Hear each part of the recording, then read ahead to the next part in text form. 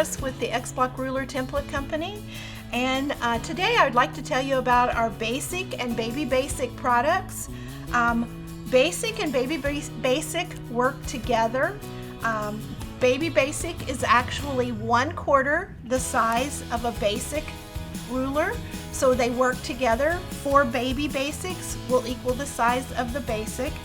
Basics are really cool products because they use 2.5-inch jelly rolls or pre-cut strips, your Bally Pops, whatever manufacturing company would like to call them. They'll use a 2.5-inch strip. You of course can cut your own strips as well. The Baby Basic uses 1.5-inch pre-cut strips, like your honey buns or whatever the manufacturer would like to call them, but they use 1.5-inch strips. Using your Basic or your Baby Basic is really simple. It's as easy as 1, 2, 3. 1, you're going to sew the strips together. 2, you're going to cut them. And 3, then you can create. The really cool thing about the Basics, when you buy this template, all of our templates have a free pattern, but this one has 2 free patterns.